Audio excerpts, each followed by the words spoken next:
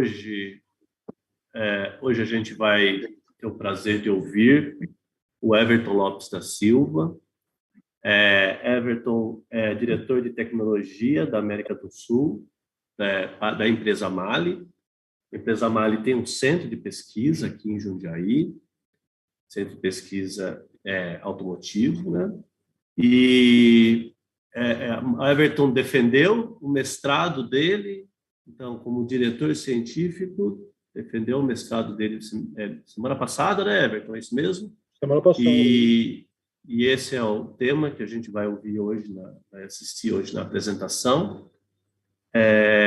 Everton, como é o ritual aí desse seminário, eu gostaria muito que você contasse um pouco, como diz o Gonçalo, né, qual a receita para se tornar um Everton, qual a trajetória, um pouco da sua trajetória, para que outras pessoas possam se localizar, né, falar, que legal, ele foi por esse caminho, eu estou mais ou menos numa parte que eu estou na mesma direção, então interessante, mais ou menos essa a ideia. E acho que a bola está contigo, e depois no final a gente vai estar aberto aí para as perguntas. Tá? Muito obrigado. Obrigado, Marcelo. Muito obrigado, Marcelo, pela introdução. Agradeço também ao professor Gonçalo e toda a equipe do Departamento de Tecnologia pelo convite, né? Foi um convite bem interessante, porque estou com esse tema relativamente novo, né? Defendi minha dissertação de mestrado na semana passada, na Faculdade de Engenharia Mecânica da Unicamp. O professor Gonçalo fez parte da banca, e para mim foi um momento de aprendizado muito importante e a consolidação também de trabalho de um pouco mais de 6 anos, né? Mas antes de falar especificamente desse trabalho, falando quem é o Everton, né? Um pouco mais de 20 anos na indústria automotiva, sempre trabalhei na área de pesquisa e desenvolvimento. Eu sou engenheiro eletrônico de formação, mas com especialização em engenharia automotiva pela Poli, em São Paulo, pela USP. E agora, né, desde sexta-feira, mestre em engenharia mecânica na parte de termodinâmica e fluidos pela Unicamp, né? E também tive aí a oportunidade de fazer alguns MBAs durante a minha carreira executiva, inclusive na Universidade de Ohio, dos Estados Unidos.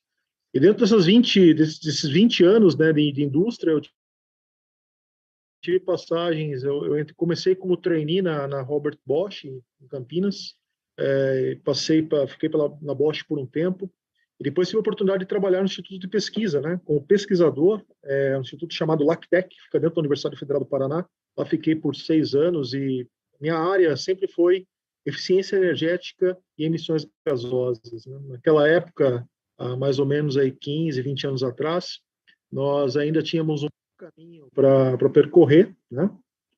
E nós fomos melhorando, e ao longo do tempo nós percebemos um avanço muito importante. É isso que eu queria compartilhar um pouco com vocês hoje, né? E além da indústria em si, né, como responsável aqui pelo Centro de Pesquisa da Mali para a América do Sul, eu também tenho alguns hobbies, né? Os hobbies meus são falando sobre a área automotiva. Então, eu atualmente ocupo a cadeira de diretor da Associação Brasileira de Engenharia Automotiva, da AEA, responsável por tendências tecnológicas desde janeiro de 2021. Tem sido uma missão muito especial para mim. Eu tenho conversado com toda a indústria, com a academia, com colegas, né, consultores, né, até mesmo empresas de fora do país. Isso é uma consciência do que vem pela frente de uma forma bem interessante, ou seja, aprendendo com os outros, que é mais importante. Eu espero hoje aqui também não só trazer um pouco de informação para vocês, mas com as perguntas e com os questionamentos também aprender com vocês. Isso é super importante, né? E tenho atuado na SAE Brasil, que é a Sociedade dos Engenheiros da Mobilidade, como mentor em tecnologia na área de energia a combustão. Então, tudo que é relacionado a biocombustível, até mesmo energia fóssil, né? Dentro da SAE Brasil, eu tenho essa responsabilidade lá junto com o time. Então, é muito legal ter essas atividades fora o trabalho, né? Porque realmente elas complementam esse conceito da questão da visão, né? Sobre o futuro. E é isso que eu queria compartilhar um pouquinho com vocês hoje. Então, Marcelo, eu não sei, eu já poderia compartilhar minha tela? Perfeito, ótimo. Então, deixa eu Só um minutinho. Bom, vocês conseguem ver minha tela? Tá perfeito. Tá no segundo slide, né, de motivação, né? Isso, muito bom. Assim, o título do meu trabalho, ele foi Eficiência Energética e Emissões, uma análise abrangente, né, sobre as tecnologias que vão compor aí o futuro da mobilidade, né? A motivação, ela começa dentro daqueles conceitos que nós já temos discutido há muitos anos, né? Na indústria, na academia, em todos os setores da economia também. É a questão de que, primeiro, o setor de transporte ele tem uma contribuição significativa às emissões de gases de efeito estufa e também a questão de emissões locais, são os poluentes, né? O que causa, de fato, efeito na saúde pública, e programas foram estabelecidos. Então, há uma evolução significativa realizada no modal de transporte rodoviário nas últimas décadas, eu diria. Né? E por que o setor de transporte é tão importante? Né? O setor de transporte ele é um setor que cresceu muito nas últimas décadas, em especial, né, dados da OICA nos indicam que as vendas de veículo cresceram entre 2015 e 2005 e 2021 na ordem de 20%. Né? Então, ou seja, nós tínhamos por volta em 2005 de 65 milhões de veículos comercializados globalmente por ano, e nós fechamos 2021 com 82 milhões de veículos. E é importante analisar que esse crescimento foi atenuado, inclusive, com a questão da pandemia. Né? Em 2019, chegou próximo de 100 milhões de veículos comercializados. Então, a demanda por mobilidade ela é crescente, isso é um fato. O meio de se locomover ele tem mudado, né? Tem diversos caminhos, mas o fato é que novos veículos, na casa de 90 milhões de veículos, continuarão sendo comercializados nos próximos anos e colocados no mercado. Então, como nós adotamos tecnologias ou rotas energéticas que permitam que esses veículos sejam mais eficientes, poluam menos e colaborem aí para esse pilar importante, que é o pilar da questão do gás de efeito estufa, né, sobre o aquecimento global, e o foco na saúde pública em relação às emissões de poluentes, especialmente nos grandes centros. Né. Então, colocado esse ponto, né, eu queria trazer para vocês alguns dados. Né. Durante a minha dissertação, nós analisamos bastante a questão de como evoluíram as emissões de gases de efeito estufa nos diversos setores, né, e principalmente a visão da contribuição do setor de transporte na emissão total. O setor de transporte ele não é o principal contribuidor, mas é uma fonte importante. Ele representa hoje por volta de 14% das emissões globais. No Brasil, por volta de 13%, tá, de forma isolada, né, volta de 13%. Mas o setor de energia, né, eu diria, e também o setor de utilização do solo, né, movimentação da terra, isso acaba também gerando bastante emissão de CO2. Então, tem uma contribuição aí particionada, vamos dizer assim, de diversos setores. O setor de transporte, ele fica por volta de 14%. E o mais importante é que quando nós olhamos a evolução das emissões de CO2 ao longo do tempo, quando nós olhamos a era assim, pré-industrial, né? Ou seja, a partir de 1950, nós começamos aí com muito consumo de combustível fóssil para movimentar a economia. E é possível ver no gráfico ao lado, né, um aumento expressivo nos últimos 50 anos das emissões, especialmente de dióxido de carbono, mas, obviamente, por outros gases também de efeito estufa, né, que formam o nosso CO2 equivalente. Então, principalmente puxado pela questão de consumo de combustíveis fósseis. Então, esse aumento ele precisa ser de alguma forma controlado para que a gente consiga de fato evitar a questão do aquecimento global, porque pelo IPCC indicam que por volta de 0,7 a 1 grau já foi consolidado de aumento de temperatura, né, numa era pré-industrial, e há a previsão de um aumento adicional de 1 grau, né, caso ocorra a preservação da emissão como está hoje. Né. Se ela continuar aumentando, o cenário de 1,8 a 4 graus pode ser aumentado, que seria o cenário pessimista. Então, quando nós olhamos que 1 grau já foi, de fato, aumentado, e o impacto, né, na mudança climática é tão grande como é hoje, né? Veja, nós temos mudanças climáticas brutais, né? Na Ásia, na Europa agora. Hoje cedo eu falava com alguns colegas da empresa que eu trabalho, que é a matriz na Alemanha, e na região central da Alemanha, 39 graus de temperatura, né? Então, ou seja, não é algo comum, né? Lógico, verão, né? Mas não é algo comum, assim como no Brasil, né? Situações extremamente frias, né? No mês de agosto também, agosto, setembro, que é algo que também não é comum. Então, ou seja, alguma coisa está acontecendo e, de fato, um aumento mais agressivo, chegando a 4 graus de mudança climática, de fato é um problema sério, né? E a gente precisa, de alguma forma, buscar contribuir com isso. Falamos das emissões de gases de efeito estufa.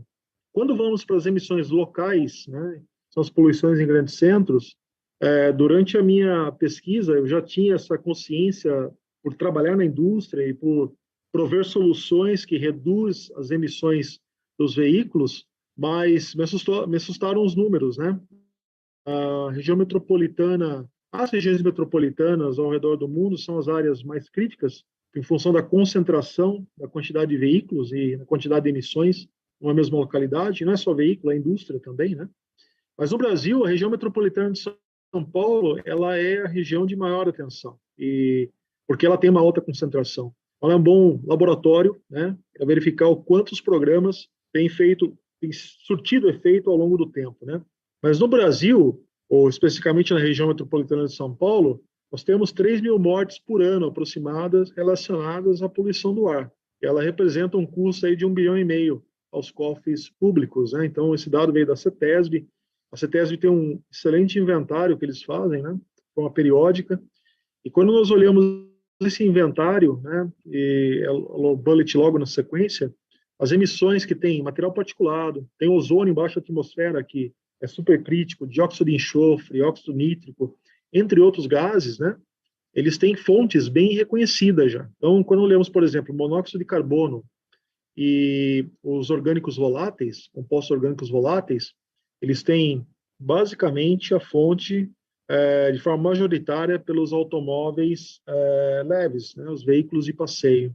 Quando olhamos a contribuição dos veículos comerciais, e de forma majoritária são movidos a diesel, né, a contribuição maior é sobre o óxido de nitrogênio, material particulado e o dióxido de enxofre, né? O dióxido de enxofre melhorou ao longo dos anos, né? Vou falar para vocês um pouco disso.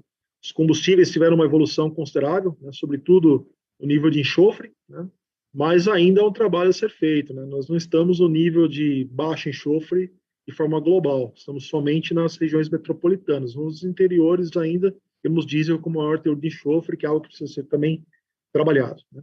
E quando falamos de o que tem motivado essas mudanças, né? Lógico, o monitoramento das poluições em grandes centros tem sido a grande motivação, né? E o impacto na saúde pública.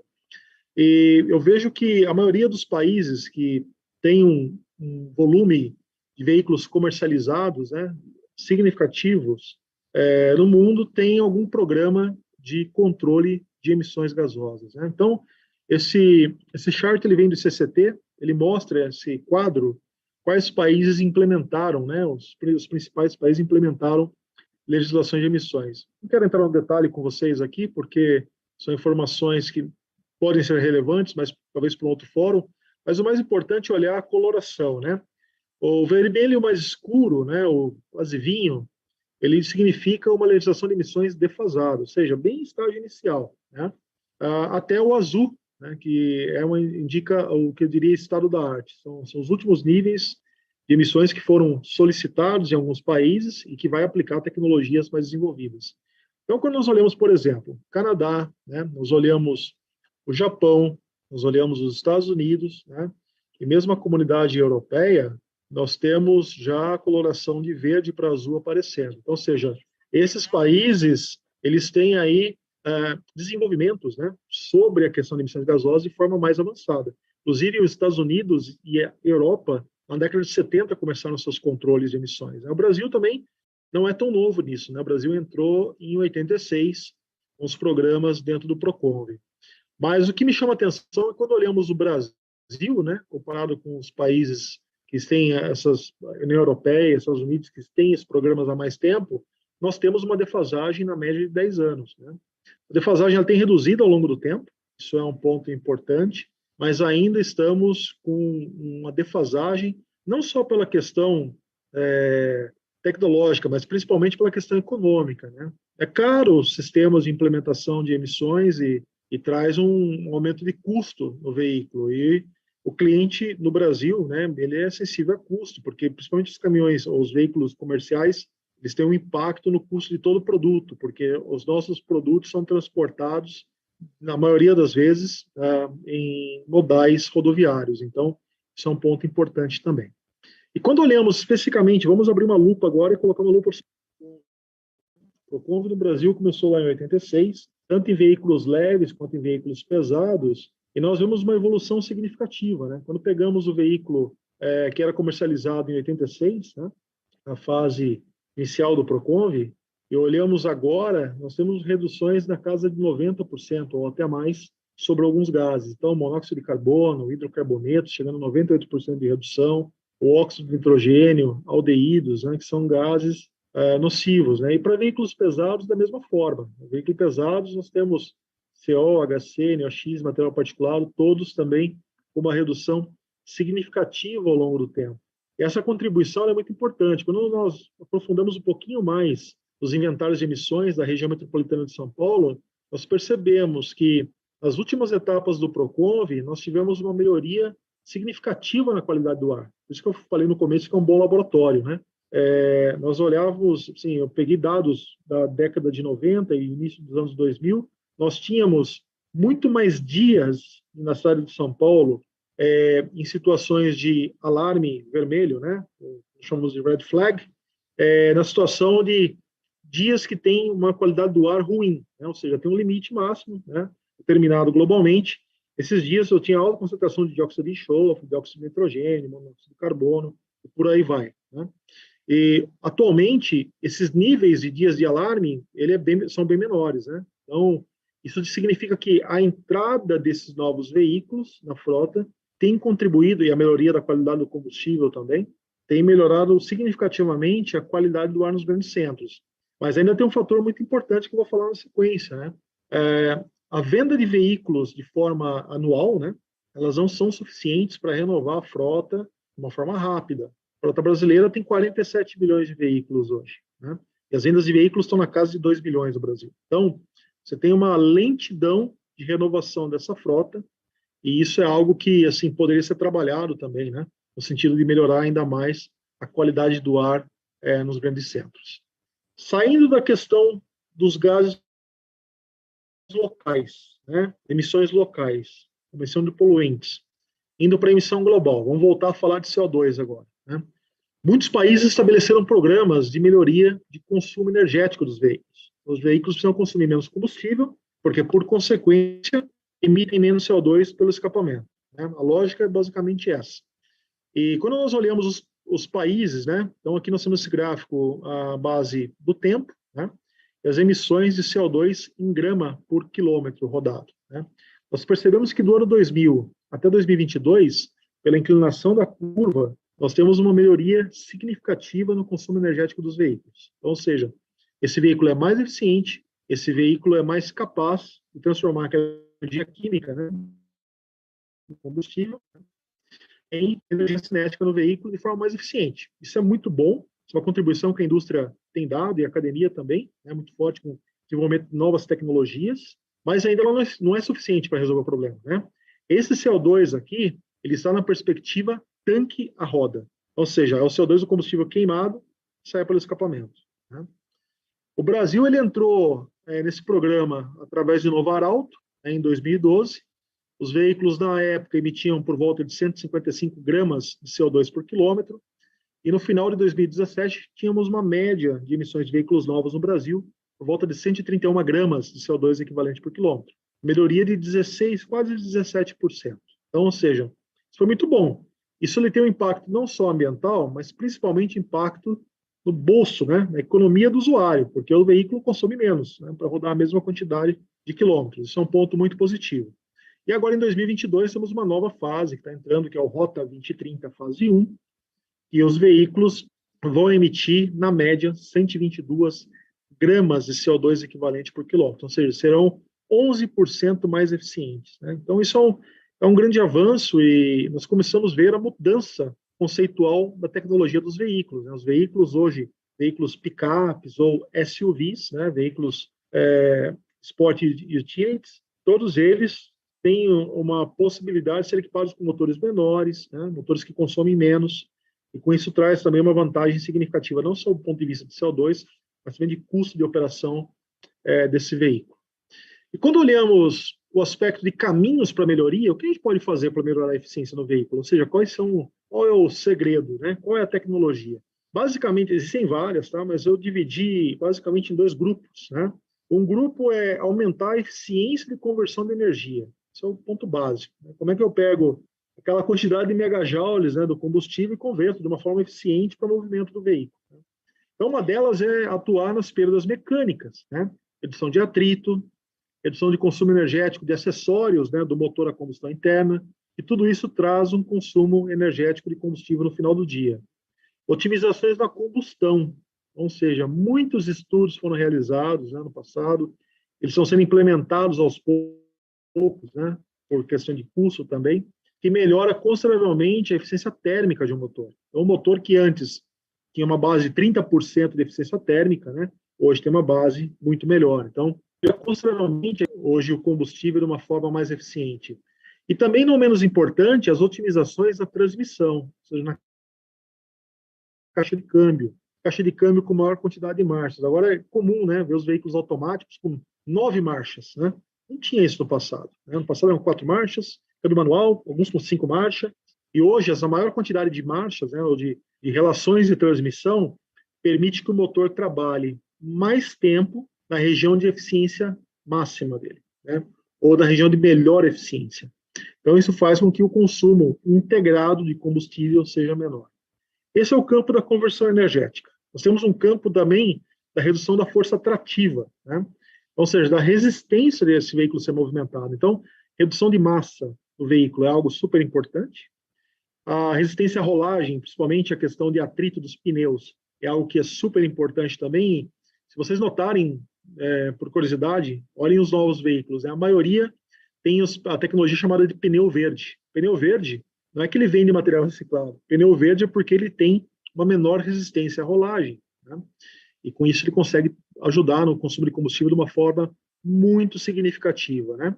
E um outro ponto não menos importante, o arrasto aerodinâmico. Então, ou seja, os veículos estão sendo desenhados de uma forma que o consumo energético por perdas aerodinâmicas, né, seja otimizado. Então, defletores, formato do veículo, então tudo isso tem sido bem trabalhado. Então, as tecnologias de forma complementar, elas se apoiam todas na questão do aumento da eficiência energética.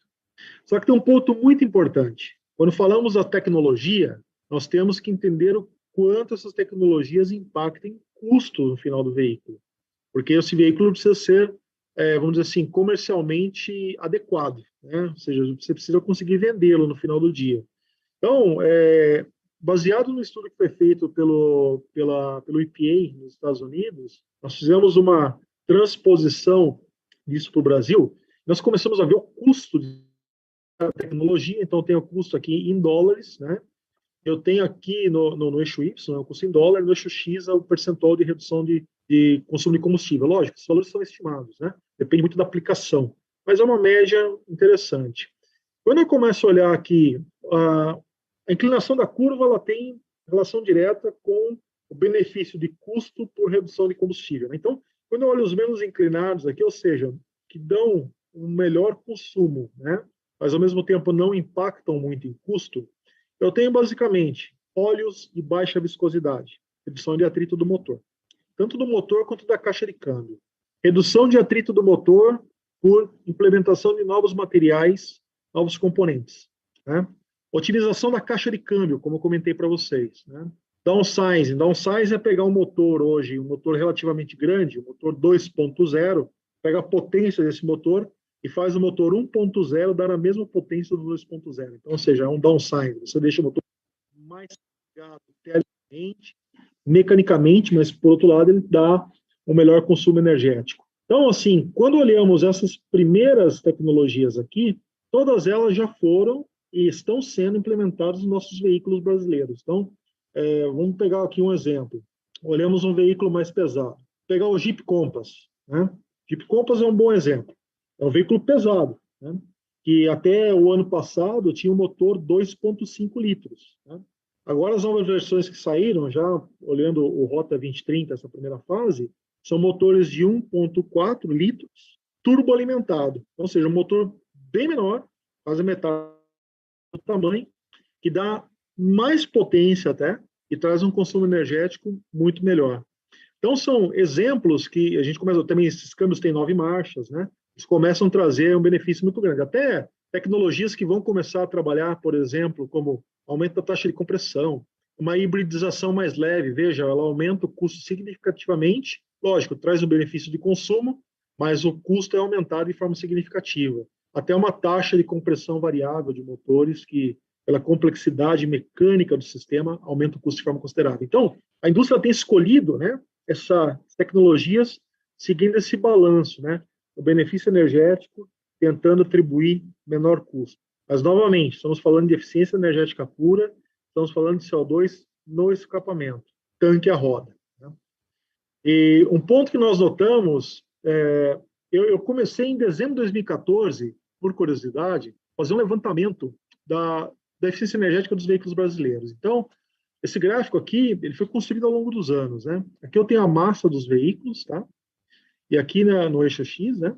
E no eixo Y tem o consumo energético. Cada pontinho desse é um modelo comercializado no Brasil. Os pontinhos verdes, ou melhor, desculpa, os pontinhos que estão na cor azul, eles são veículos de dezembro de 2014. Lembra, naquela primeira fase, os veículos não estavam otimizados ainda. Né? Então tem uma nuvem de dados aqui, de modelos, né? Que mostram o consumo energético. Nós tiramos aqui uma linha de tendência, né? E nós temos essa inclinação. Nós pegamos novamente os veículos em setembro de 2017, logo no final da primeira fase do consumo energético, nós plotamos aqui que são os pontos verdes. Então, duas coisas me chamaram muita atenção. Primeiro que na reta, né, a tendência, houve uma redução da inclinação. Então, os veículos ficaram mais eficientes, sobretudo os veículos mais pesados. Muito bom, porque assim, foi feito um bom trabalho. E começaram a surgir uma massa aqui, ó, nesse quadrinho verde, uma massa de veículos super eficientes, movidos a combustão interna. Então, ou seja, os veículos pequenos, mais leves, foram muito otimizados. Motores 3 cilindros, motores turbo, motores de injeção direta, trouxeram aí uma evolução significativa, sobretudo nos veículos mais leves. E tem uns pesadões que apareceram aqui também, ó, né? Bem eficientes. Esses pesadões são híbridos ou elétricos puros, né? Porque o elétrico, de fato, ele é mais eficiente, né? Do ponto de vista de transformação energética. Mas isso mostra uma evolução. Eu tenho tirado também prints novos, né, dessas versões 2021, e nós vemos aí de forma contínua uma evolução a casa aí de 1,5% a 2% ao ano de melhoria da eficiência energética. E quando olhamos as tecnologias que foram aplicadas, basicamente nós temos no Brasil, né, em veículos de 2012 a 2017, melhoria da viscosidade do óleo lubrificante, tanto do motor quanto da caixa de câmbio, indicadores de troca de marcha, melhorias aerodinâmicas, toda a parte de periféricos, né, como direção hidráulica, que se tornou elétrica, controle também do ventilador de arrefecimento do motor, relações de troca de marcha, resistência à rolagem, mas a contribuição mais significativa, né, foram de fato as novas famílias de motores. Então, ou seja, as montadoras aplicaram novas famílias de motores mais eficientes, e trouxeram aí uma melhoria significativa na eficiência energética. Os veículos saíram de um baseline de 100%, e naquela data, em 2017, os veículos consumiam 83,3% na média do que um veículo de 2012. Então, assim, essa é uma evolução importante. E agora, em 2022, temos mais um avanço, tá? Que não está nesse quadro, não foi escopo do trabalho, mas continua acontecendo na indústria também uma evolução muito apoiada no que foi desenvolvido na academia anos atrás. Então, ou seja, é muito importante as pesquisas, né? Porque elas acabam direcionando esse caminho também super importante para nós. E quando nós olhamos as evoluções dos veículos leves para a emissão de poluentes, voltando agora a emissões gasosas, né? Basicamente, essas últimas etapas do Proconv, ela trouxe novos materiais para sistemas de pós-tratamento, gases de escapamento, melhorias no sistema de aquecimento de combustível, e é muito importante aquecer o combustível, porque o veículo, na partida frio, ou seja, de manhã cedo, quando saímos da garagem, né, naquele momento o veículo emite muito, porque o motor é frio, o combustível não consegue vaporizar direito para a combustão, então precisa injetar mais combustível, né? Isso acaba mudando a relação ar-combustível no motor, e o motor acaba emitindo um pouco mais. E o catalisador, quando frio, o catalisador é o sistema de conversão de gás de escapamento, quando frio, ele não converte nada. Ele só converte a partir de uma determinada temperatura. Então, você tem naqueles primeiros 100 segundos de funcionamento do veículo uma emissão alta. Depois, o veículo entra numa situação estabilizada. Então, aquecer esse combustível o mais rápido possível é super importante. Sondas de controle, né, de oxigênio, né, relação combustível-oxigênio, também super importante. Otimização do sistema de diagnóstico a bordo, então, ou seja, o que nós chamamos de OBD, que controla o funcionamento do motor e todos os sistemas, também ele tem evoluído no sentido de garantir que o veículo em funcionamento consiga atender a legislação de emissões, e também melhoria na especificação de combustível, sobretudo a redução de enxofre. A gasolina recebeu uma redução de enxofre significativa nos últimos 5 anos, que foi muito importante aí para a redução das emissões em geral. Quando nós olhamos sob a perspectiva de veículos pesados, também para emissão de poluentes, veículos pesados sofreram aí uma modificação completa, né? O veículo antes de 2012, a diesel, o caminhão, não tinha sistemas de catalisador, não tinha sistema de pós-tratamento de gás. Hoje tem sistemas complexos, né, que reduzem massivamente a emissão de óxido de nitrogênio de material particulado. E lembrem, era aquele gráfico da CETESB, são os principais poluentes de uma frota movida a diesel. Então, o foco foi reduzir óxido de nitrogênio e material particulado. Também recirculação de gás, né, de escapamento, para buscar reduzir a questão do NOx, e melhoria no óleo diesel, né? O óleo diesel sofreu uma redução de enxofre significativa, né? Era acima de 1.800 ppm, foi para 500, e agora nos grandes centros ela tá em 10 ppm de enxofre por quilo de diesel, mas tem uma tendência de, em algum momento, chegar a todo o Brasil em 10 ppm. Esse é vou dizer assim, é o cenário ideal, mas ele ainda não tem data para acontecer. Se nós vamos para o interior do Brasil, nós ainda encontramos diesel com alto teor de enxofre. O alto teor de enxofre é 500 ppm por quilo, tá? Não é tão alto como foi no passado, mas ele causa aí um certo nível de poluição. Né? E também a adição de biodiesel, né? O diesel, ele teve biodiesel misturado, né? Chegou a 13%, agora voltou a 10% por falta de matéria-prima, mas é uma forma de reduzir também a questão da pegada de carbono do diesel fóssil. Nós acreditamos que no futuro esse valor deve aumentar. Bom, quando olhamos agora o Rota 2030, pensando no futuro, né, visão futura, 2027 nós temos mais uma etapa, que ainda não está definida a meta, mas nós acreditamos uma melhoria por volta de 11% adicional, então os veículos vão emitir o tanque a roda 108 gramas, e podemos chegar lá em 2032 a 98 gramas de CO2 por quilômetro. Então, ou seja, vamos continuar demandando tecnologias que reduzam o consumo energético do veículo. Essa é a primeira grande informação, né? E nós temos aí o que vem pela frente, né? 2022, basicamente, agora, estamos implementando mais motores turbo com injeção direta, mais motores 3 cilindros, sistemas de start-stop, transmissões com CVT, né, ou mais marchas, redução da massa dos veículos também é algo que tem acontecido, né? Adoção de tecnologias off-cycle, que nós chamamos, que não é possível medir no teste convencional, mas que dá, de fato, uma redução no campo, na utilização na vida real, que é, por exemplo, a otimização do compressor do ar-condicionado do veículo, que é um consumo energético considerável. Então, existem compressores variáveis que permitem um consumo energético menor, otimizações aerodinâmicas e aumento aí de ecocréditos, né? Então, ou seja, bonificar as tecnologias que consigam, num motor flex fuel, por exemplo, ou aumentar a eficiência desse motor utilizando etanol, que seja melhor que gasolina, né? Ou seja, tirar essa diferença de consumo dos veículos, que hoje fica na casa dos 30%, né? Muito ligado ao poder calorífico de 1 litro de gasolina e de 1 litro de etanol, mas a ideia é que o etanol passe a ser mais eficiente ao longo do tempo. E quando nós falamos sobre eficiência, os veículos elétricos e híbridos farão parte também do futuro, vai ser parte da solução, mas não é a única solução.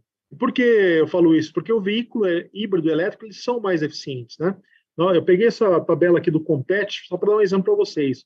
Um veículo pesado, um veículo, vamos dizer assim, sedã hoje, na média, ele consome 1,6 megajoules por quilômetro rodado, tá? O consumo energético dele. Quando pegamos um híbrido, olha só o Corolla, né? O Corolla híbrido, ele é um carro relativamente pesado. Ele está por volta de 1,38 megajoule por quilômetro, né? Então, ou seja, já é um veículo super otimizado, ou seja, melhora a eficiência energética. Quando pegamos um elétrico puro, estamos falando de algo por volta de 0,6, 0,5 megajoule por quilômetro. Então, ou seja, sobre o aspecto de eficiência energética, o híbrido elétrico pode contribuir bastante também para a redução do consumo energético da nossa frota brasileira, né? Porém, nós temos que lembrar que nós não estamos falando só de eficiência. Eficiência é uma parte da solução do gás de efeito estufa. A neutralidade de carbono, ela vem muito pelo combustível, né? Não só pela tecnologia embarcada. E os veículos pesados vão seguir a mesma linha, tá? Os veículos pesados, eles também não têm metas ainda definidas, mas terão metas a partir de 2032. Então, um caminhão, um ônibus, ele vai ter uma meta a ser alcançada no longo prazo, né?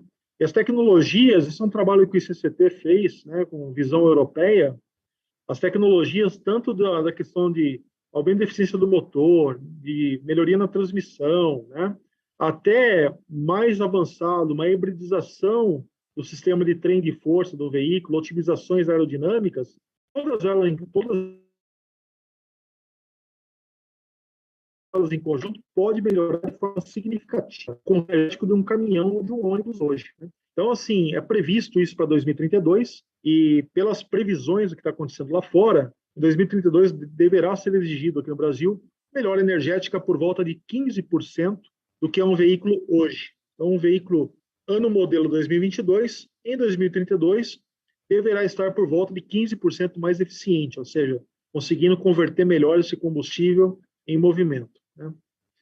E quando olhamos a questão de emissões de poluentes, né, basicamente para veículos comerciais, o direcionamento continua sendo redução do NOx, redução do material particulado, né, e melhoria da capacidade desse veículo continuar em funcionamento com esses sistemas de redução de emissões ao longo da vida útil. Porque não adianta nada, né, você ter um veículo que emite pouco quando novo e quando vai para a rua, você tem uma emissão degradada ao longo do tempo. Depois de 10 anos em uso, o veículo emite tudo e mais um pouco, tá? Então não pode ser assim. Então, sistemas de OBD, né? Sistemas de On-Board Diagnostic, que vai monitorar todos os periféricos do motor, todos os periféricos do veículo e garantir que ele está em condições de funcionamento, é algo que deve avançar bastante nos próximos anos.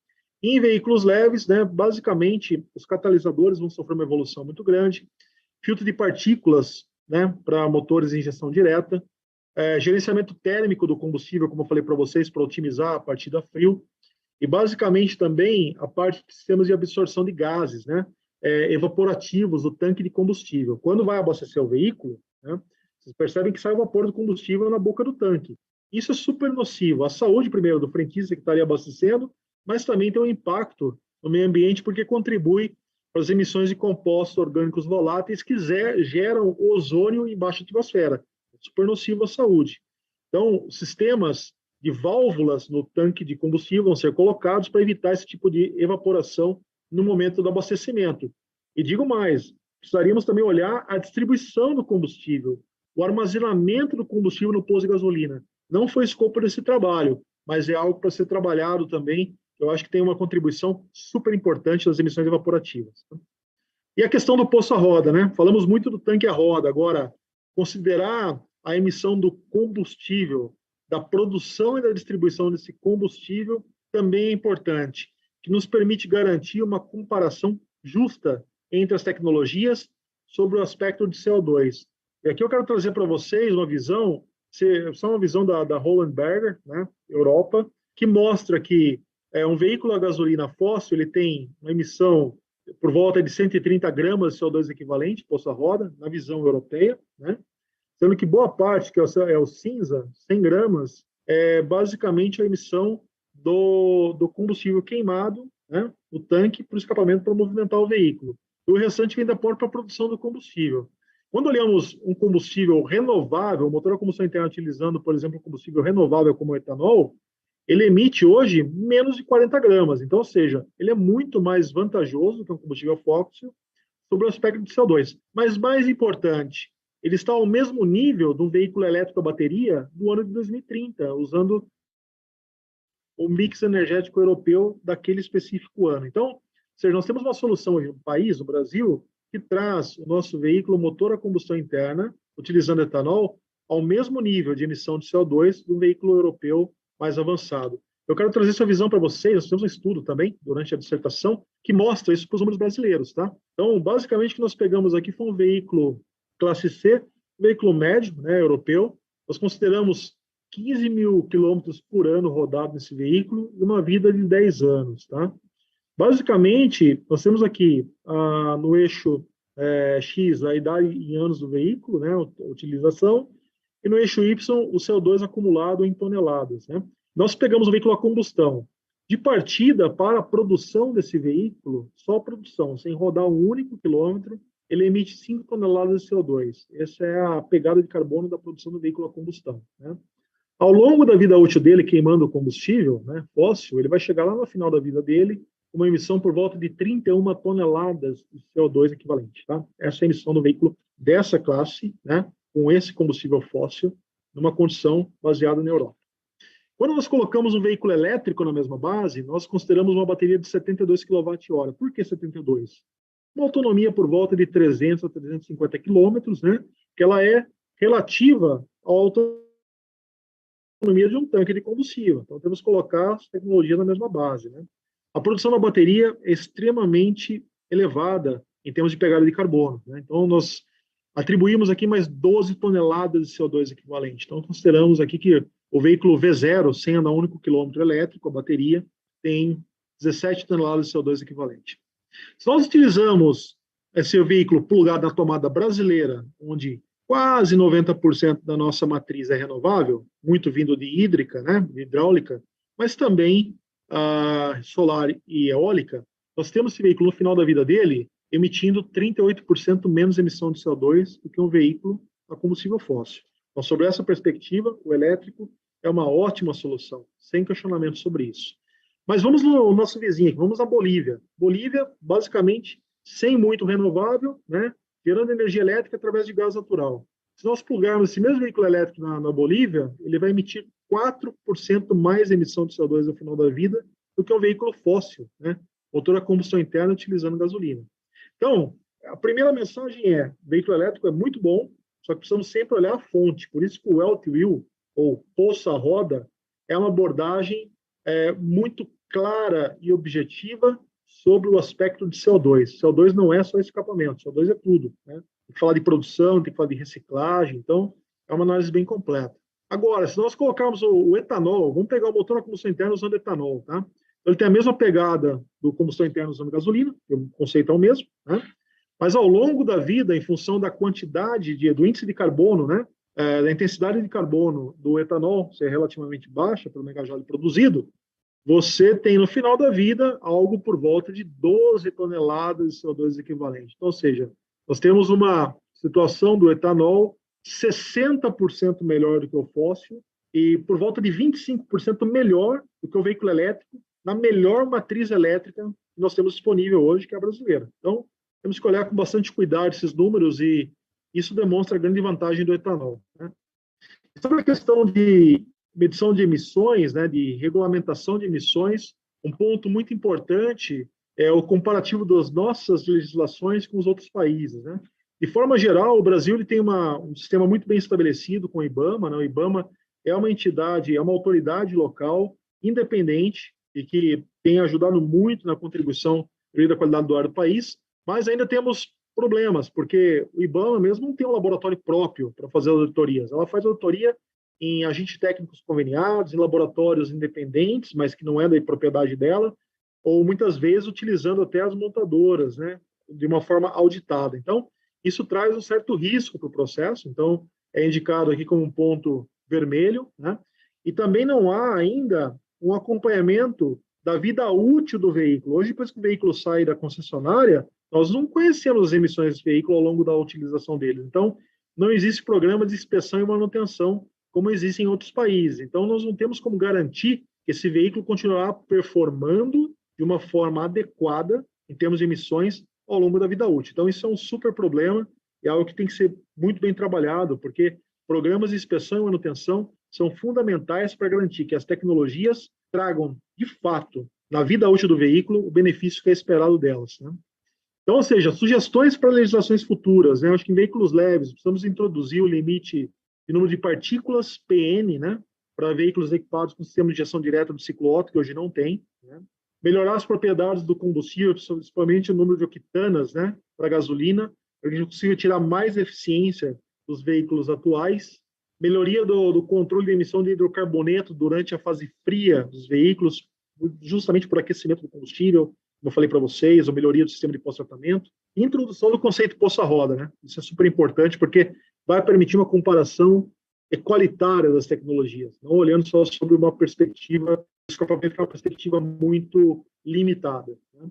Para veículos pesados, a introdução de novos combustíveis renováveis com maior estabilidade à oxidação, maior resistência à oxidação. O biodiesel ele tem um ponto fraco, que ele é muito higroscópico, né? E ele oxida de uma forma muito fácil. Então,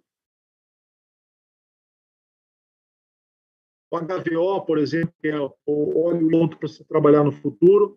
A introdução do conceito poça-roda também para veículos pesados é importante. E o foco na melhoria energética, considerando o veículo completo, né? Então, não só o motor, é algo que também pode ser trabalhado no futuro, o Rota 2030 ele já está prevendo isso, somente não aconteceu ainda, né?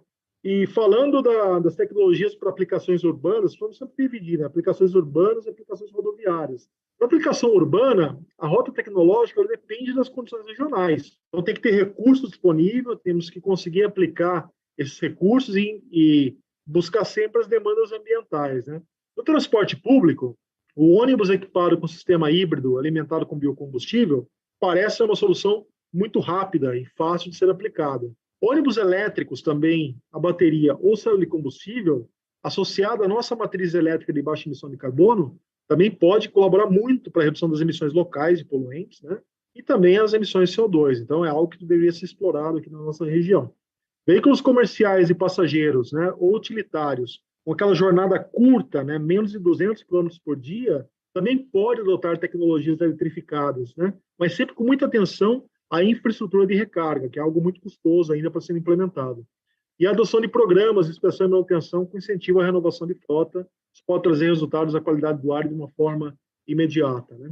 Quando lemos as aplicações de longa distância, né, caminhões que atravessam o Brasil carregando produtos, né, os sistemas a combustão convencional com combustível de baixa pegada de carbono é a solução de menor custo-benefício, de melhor custo-benefício. Então, ou seja, aplicar um biocombustível num caminhão de longa distância é muito bom, né? E isso ajuda não só as emissões globais, né, mas também as emissões locais, porque as emissões locais em longas distâncias não é um problema, pela quantidade de permanência daquele veículo numa determinada região e pela densidade demográfica também, né, em torno das rodovias. Então, não é um problema. E a grande contribuição sobre as reduções de emissões de efeito estufa podem ser associadas também à expansão da aplicação de biocombustível. Nós falamos, para pesados também isso é muito importante, porque uma vez que adotar uma infraestrutura de recarga para veículos elétricos no Brasil, ela custa em média de $1.000 a $2.000 por veículo. Então, nós temos outras prioridades no país de investimento, além da questão da infraestrutura de recarga elétrica. Então, é algo que nós temos que trabalhar de uma forma bem clara, né? A eletrificação vai chegar um dia, eu não tenho dúvida disso, né? Mas nós podemos fazer isso no momento certo, porque nós temos soluções adequadas antes que podem nos ajudar de forma muito rápida, dar uma contribuição significativa de forma global, já que CO2 não respeita limites de países, né? É um problema global, tem que ser enfrentado de uma forma conjunta. E como conclusão, né, finalizando aqui a minha apresentação, o setor de transporte ele tem uma contribuição significativa, nós concluímos isso.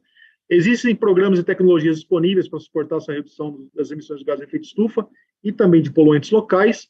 No Brasil, ainda é necessária essa integração, né, do PROCONV, com Rota 2030 e com RenovaBio, para reduzir essa distância tecnológica que nós temos, os veículos brasileiros, em relação aos veículos de países desenvolvidos, né? E agregando valor muito ao biocombustível, não podemos nunca esquecer disso. Não existem programas de inspeção e manutenção de frota em atividade nos grandes centros, a gente precisa adotar programas, né, para uma rápida e efetiva contribuição na redução da emissão de poluentes e analisar a introdução das tecnologias de acordo com a aplicação dos veículos, né, vai guiar certamente a definição correta de investimentos necessários em infraestrutura, levando em consideração essas tecnologias existentes, como biocombustível, né, garantindo um transporte sustentável e acessível à sociedade, porque algo sustentável não é só ambiental, né, tem que ser econômico e social para que o tripé seja, de fato, possível de ser aplicado, né.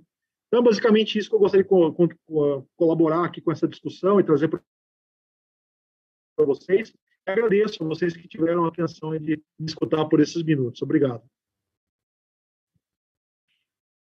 Muito obrigado, Everton. Foi realmente uma boa reflexão, né, sobre como as coisas têm evoluído, onde estamos e para que lado as tecnologias devem ir. Eu fiquei com uma questão aqui que acho que claramente a gente vê, né, diante dos diversos programas lá, desde 86, né, o Proconvio, o Inovar Alto, o Rota, é bem claro, né, os avanços na eficiência energética, nas emissões.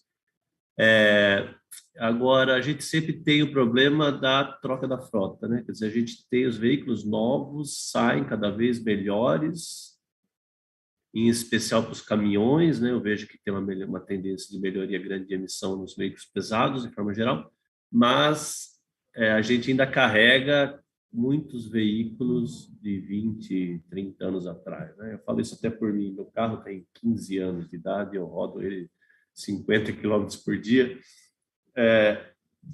Acho que essa é um desafio, né? Não sei se puder falar um pouco sobre isso. E eu vejo também que as melhorias, os próximos avanços estão muito ligados à eletrificação e hibridização, eletrificação, onde também acarreta um custo grande. Então, o que dificulta mais a troca de frota ainda, né? Então, a gente tem essa balança entre custo e as tecnologias e o desafio ainda de conseguir trocar todos esses veículos que estão aí rodando há 20 anos, enfim.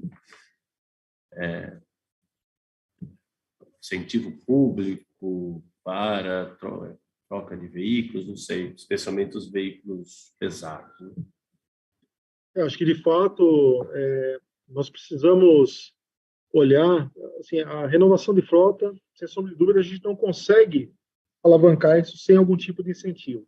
Acho que esse é o primeiro passo, né? Porque, de fato, o poder aquisitivo da população em geral no Brasil tem uma limitação. Então, ou seja, falar que nós vamos renovar a frota como um todo, acho que é algo quase que meio idealista, né? Mas existem fatores que poderiam contribuir. Por exemplo, nós temos que olhar os indicadores corretos, né, para encontrar de onde poderia vir essa fonte de subsídio. Então, não é o governo pegar e colocar dinheiro no programa, mas ele trocar um gasto hoje por um incentivo de renovação de frota. Então, como eu falei para vocês, nós temos hoje gastos bilionários na saúde pública relativa à emissão de poluentes. Então, ou seja, a gente consegue melhorar a poluição em grandes centros e reduzir esse gasto em saúde pública, a gente consegue canalizar esse gasto, né, para uma renovação de frota. Esse é o primeiro ponto. A gente nunca fala de acidentes, né? Acidentes é outro problema, porque um veículo mais velho, ele está suscetível a acidentes de trânsito. Então, quando olhamos os números do Observatório Nacional de Trânsito, nós vemos que o impacto social da quantidade de acidentes, porque são mortes de pessoas e a gente não consegue quantificar, e nem deveria quantificar, porque uma vida vale muito, né? Mas nós tiramos pessoas que são ativas em termos produtivos no Brasil, uma situação de saúde que vai ficar fora da economia por um bom tempo porque sofreu um acidente. Então, se a gente consegue contabilizar isso, eu tenho certeza que nós teríamos um belo orçamento para poder viabilizar o incentivo inicial a uma renovação de frota. Sem dizer que isso traz também geração de emprego e outras coisas dentro da indústria, né? Então, precisamos olhar com cuidado para onde o dinheiro vai hoje, né? E quais são as fontes que consomem esse orçamento, sobretudo na questão de saúde pública, né? Seja por acidentes, seja por qualidade do ar. Acho que nós encontraríamos um caminho olhando sobre esse aspecto. Outro ponto também, Marcelo, eu imagino que assim essa questão do que nós chamamos de crédito de carbono, ainda não acha. O RenovaBio, Super 10, funciona bem, mas está muito voltado à cadeia de fornecimento de combustível. Mas se nós olharmos sobre o ponto de vista de tecnologias, né, e o que o mundo está precisando hoje de crédito de carbono, eventualmente novas tecnologias poderiam reduzir a quantidade de emissão de carbono. E nós poderíamos comercializar esse crédito de alguma forma para subsidiar, eventualmente, um programa de renovação de frota. Então, ou seja, existem alguns meios que nós poderíamos capitalizar orçamento sem precisar degradar ainda mais o orçamento da União ou de qualquer governo em qualquer nível, né? Eu acho que precisamos pensar de uma forma criativa, tá? Mas que é necessário, sem sombra de dúvida. Sim, sim. A gente fica desenvolvendo um monte de veículo e a gente não consegue melhorar as emissões porque tem um passivo aí sendo carregado. Muito legal. Você falou comigo antes da gente ter começado, oficialmente, você comentou que, bom, as conclusões da sua dissertação, as sugestões aí que você até mostrou agora, né, para legislações futuras, de certa forma estavam sendo dirigidos para políticas públicas. Eu achei isso muito legal e eu queria que você pudesse falar, a gente tem mais uns 4 minutos, comentar um pouco sobre como o seu trabalho, de certa forma, está conseguindo direcionar políticas públicas e que eu acho que isso fecha um ciclo muito interessante e é válido para a gente discussão. Bom, de certa forma, assim, eu tenho participado muito das associações, né, tanto da Associação Brasileira de Engenharia Automotiva, da SE Brasil, do Sindipeças, né? E essas conclusões dos estudos nós temos compartilhado com os colegas de diversos comitês, comissões. Isso tem feito com que nós estamos conseguindo utilizar parte dessas conclusões para subsidiar propostas, né? Obviamente, o governo ele vai decidir no final, né? Sobretudo o pessoal da Secretaria de Indústria e Comércio, que está guiando Rota 2030, mas, assim, poder ofertar dados, né, com uma base sólida, né, conclusiva, isso tem ajudado bastante a guiar essas discussões nas próximas fases. Sobretudo a questão da eficiência energética, da melhoria que nós precisamos, e do conceito poça-roda, que, para mim, assim, é o mais importante, que a gente não pode deixar escapar de forma alguma, e a data tem que ser 2027, né? Se pudesse ser antes, seria melhor. Mas 2027, eu acho que é um timing que ajudaria bastante a promover essa questão do biocombustível. Ok, muito legal. Gonçalo, comentar? Everton, como eu já vi sua palestra semana passada, né? Semana passada, sexta-feira passada. Sexta-feira. Eu achei brilhante e você tem feito realmente um trabalho importante, porque como você está navegando nos dois mundos, é muito importante essa aproximação, né, das empresas com a universidade, muito importante você estar fazendo isso. E é uma pena eu não poder acompanhar, porque eu errei. Eu tinha uma palestra na Colômbia que eu não pude ir pessoalmente. Eles abriram uma sessão para eu apresentar. E aí eu vim para cá 8h30 da manhã, achando que era 8h30 da manhã, mas eu errei. Nós estamos 2 horas, né, depois, era 12h30. Então eu peço desculpa, mas Marcelo é brilhante. Eu assisti aqui no celular, meio de banda, mas ele manja muito mais do que você tenha falado do que eu. Eu só tenho a te agradecer e é muito bom, você sabe, né? Essa palestra ela vai compor o acervo do nosso programa de bioenergia, que tem ajudado muito nas políticas públicas, e nós temos que procurar um professor para você fazer o doutorado, né? Você não vai escapar só do mestrado, não é isso, Marcelo? A gente tem que... É muito bom que você se apresente aqui para que a gente, em breve, tenha você no nosso doutorado.